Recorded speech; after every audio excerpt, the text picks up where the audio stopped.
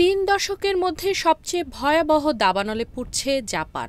এরই মধ্যে আগুন নিয়ন্ত্রণে মোতায়েন করা হয়েছে দমকল বাহিনীর ২,০০০-এর বেশি কর্মী। সরিয়ে নেওয়া হচ্ছে হাজার হাজার মানুষকে।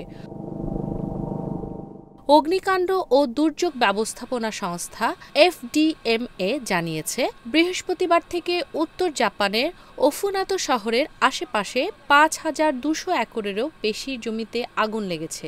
অন্তত একজনের মৃত্যু হয়েছে। কর্তৃপক্ষ জানিয়েছে, প্রায় ৪,৬০০ মানুষকে সরকার সরে যাওয়ার নির্দেশ দিয়েছে। ২,০০০-এর মতো মানুষ এলাকা ত্যাগ করেছে।